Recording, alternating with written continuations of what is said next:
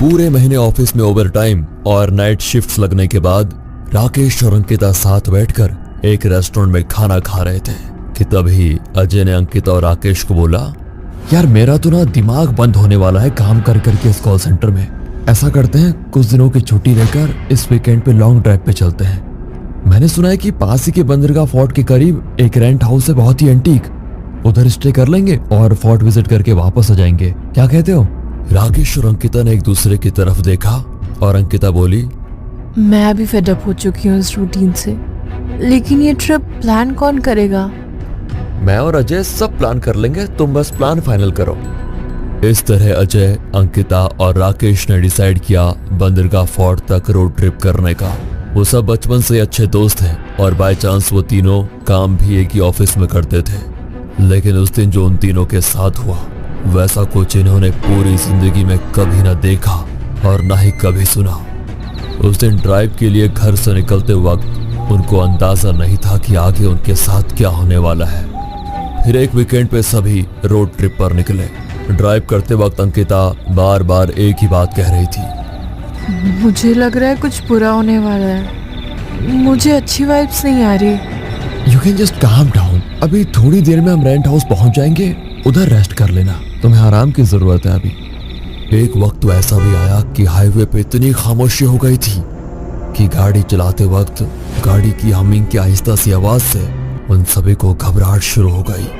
राकेश की गाड़ी का रेडियो भी खराब था, तो बीच बीच में रेडियो की स्टैटिक डिस्टरबेंस की आवाज से वो सभी डर जाया करते थे। इस बात पे राकेश अजय और अंकिता पे बहुत हंसता था।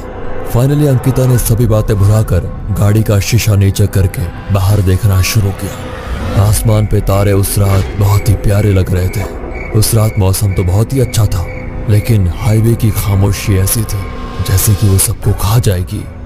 वो सभी घर से पूरी एनर्जी के साथ निकले, रास्ते में एंजॉय भी किया, लेकिन वो सब बहुत थक चुके थे और बस रेंट हाउस पहुंचने का इंतजार कर रहे थे। राकेश ड्राइविंग सीट पर था, फ्रंट सीट पर अजय और उसके पीछे अंकिता बैठी थी।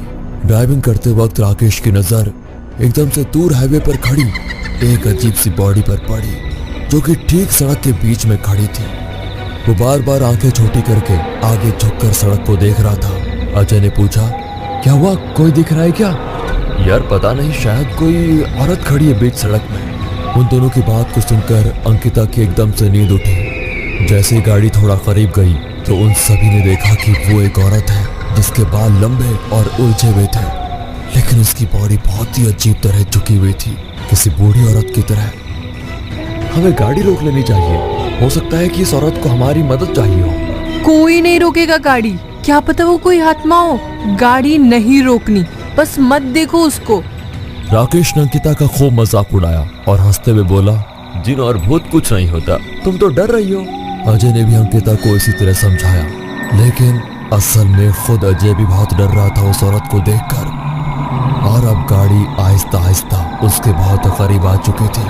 राकेश ने अंकिता की बात न मानी और गाड़ी को उस औरत के पास ले जाकर रोका और बोला, एक्सक्यूज मी मैम, आपको हेल्प चाहिए? आप साइड पे खड़ी हो जाएं, इधर गाड़ियां बहुत स्पीड से गुजरती हैं, आपको लग जाएगी। अंकिता ने अपना चेहरा अपनी जैकेट के पीछे छिपा रखा था, उसको ये सब कुछ नहीं देखा जा रहा था। राकेश ने काफी देर उस औरत को आवाज दी, लेकिन वो बूढ़ी औरत अपनी ही जगह खड़ी रही और उसने किसी की बात ना सुनी और ना ही कोई जवाब दिया। करीब आकर देखने पर सभी ने नोट किया कि उसके बाल उसके चेहरे के ऊपर आ रहे थे, जिससे उसका चेहरा भी नजर नहीं आ रहा था।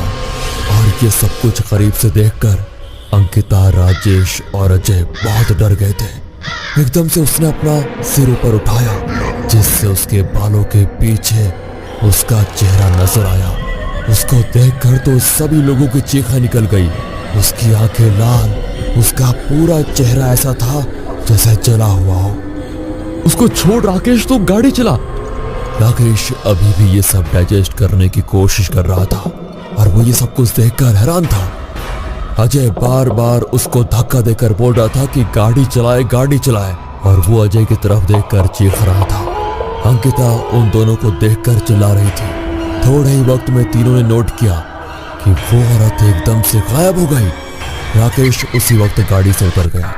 अजय और अंकिता उस पर बहुत गुस्सा हो गए, लेकिन फिर भी वो उतरकर देखने लगा कि वो बूढ़ी औरत किधर गायब हुई।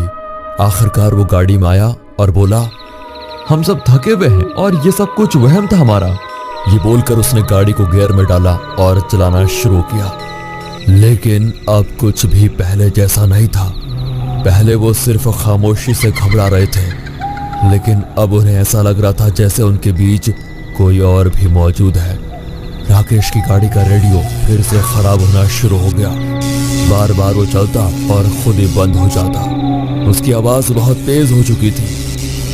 हमने गौर से सुना तो रेडियो की स्टैटिक आवाज में ऐसा लग रहा था कि कोई कुछ बोल रहा हो। अजय और अंकिता ने डरते हुए एक दूसरे की तरफ देखा। उन दोनों को रेडियो में से कोई आवाज सुनाई दी, लेकिन राकेश अभी भी उन्हें बुरा भला बोल रहा था कि वो जिन भूत को नहीं मानता। और एकदम से इस रात के अंधेरे में गाड़ी की हेडलाइट्स भी जलना बुझना शुरू हो गई। राकेश के लिए ये गाड़ी चलाना मुश्किल हो रहा था, लेकिन वो ये बात मानने को तैयार ही नहीं था कि उसके साथ कुछ बुरा हो रहा है। इस वक्त तक अंकिता की तबीयत खराब होना शुरू हो गई और वो बैक सीट में लेटी हुई बुखार से कंपना शुरू हो गई। मुझे ये सब अच्छा नहीं लग रहा। राकेश, गाड़ी मोड़ो, घर चलते हैं। मुझे ऐसा लग रहा है जब से उस औरत से मिले हैं, तब से हमारे आसपास कोई है। इस बात पर अजय ने अंकिता को जैकेट दी और उसको पानी पिलाया। वो बहुत डर चुकी थी। इस वक्त उनके पास इतना ऑयल नहीं था कि वो वापस जा सके और रेस्ट हाउस करीब ही था। उन्होंने अंकिता को बोला, थोड़ी देर में रेस्ट हाउस आने ही वाला है। अब राकेश को भी डर लग रहा था। इस वक्त कुछ ऐसा हुआ कि वो तीनों ही चौंक गए। वो बूढ़ी औरत, वो दोबारा आ गई। अंकिता ऊंची आवाज में रो रही थी। राकेश और अजय ने गौर से देखा तो दूर हाईवे पर वो औरत चल रही थी, बीच रोड में। इस बार वो सिर्फ खड़ी नहीं थी, वो चल भी रही थी। राकेश ने इस बार गाड़ी नहीं रोकी, बल्कि गाड़ी को और तेज भगाना शुरू कर दिया और राकेश गाड़ी को सीधा उसी औरत की तरफ भगाता जा रहा था। राकेश, साइड ले यार गाड़ी को, राकेश लग जाएगी।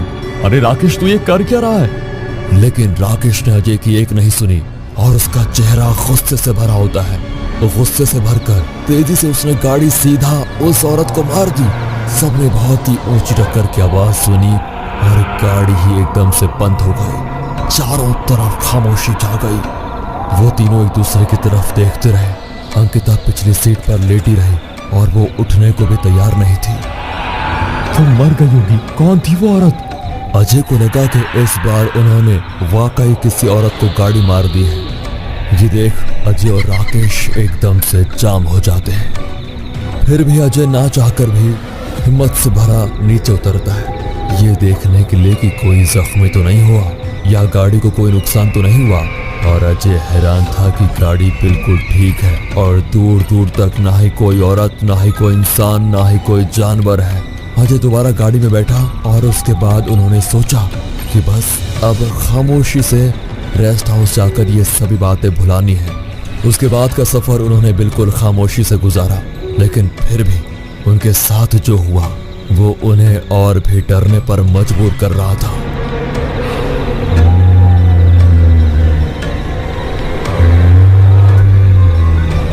सभी को अपने इर्द गिर्द से अजीब आवाजें आना शुरू हो गई।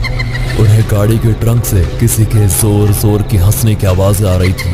गाड़ी के शीशे पर फॉग से सब ब्लर हो रहा था। इससे वो लोग डर गए क्योंकि ये मौसम फॉग का नहीं था और उन्हें बाहर देखने में भी मुश्किल हो रही थी। ये सब कुछ देखकर वे और भी घबरा जाते हैं। पर आखिरकार वो रेस्ट हाउस पहुंचे।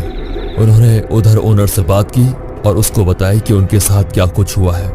ओनर एक बूढ़ा आदमी था और उसने उन्हें बताया, ये रेस्ट हाउस और इसके आसपास का कुछ इलाका एक कब्रिस्तान पर बना है और भूत और आत्मा इधर हर थोड़े दिनों के बाद किसी न किसी को तंग जरूर करती है। आप लोग बाहर मत जाना और सुबह के वक्त यहाँ से निकलना।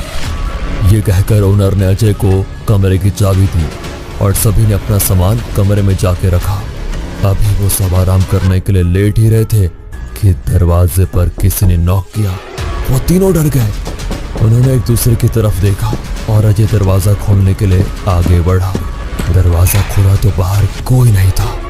वो थोड़ा और बाहर गया तो रेस्ट हाउस के दरवाजे के बाहर वही औरत खड़ी थी और पहली बार उस बूढ़ी औरत ने बोला, बेटा मान जाओ, कहाँ तक भागोगे, कब तक भागोगे, इस रास्ते पे वापस तो मिलोगे ही। कुछ देर और वो कुंवारी लड़की मेरी होगी।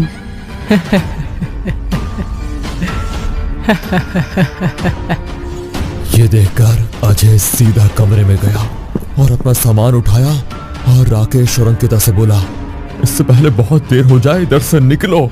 राकेश और अंकिता भी डर गए।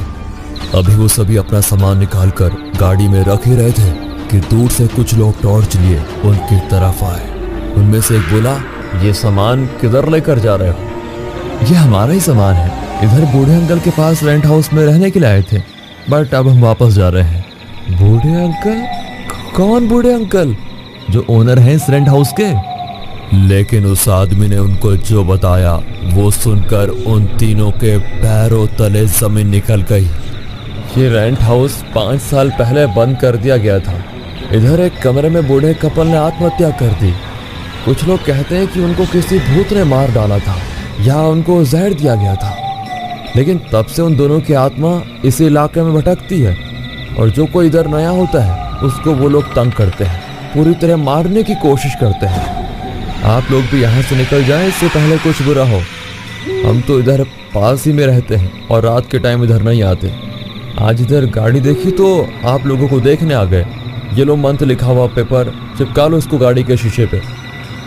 ये सुना ही था कि उन्होंने पेपर चिपकाया और वो तीनों गाड़ी में बैठे और गाड़ी तेजी से भगाकर वापस आ गए।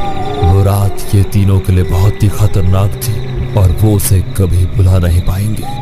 दोस्तों, अगर वीडियो पसंद आया हो तो लाइक करें और ऐसी हॉरर स्टोरीज को देखने के लिए चैनल को सब्सक्राइब जरूर कर दें।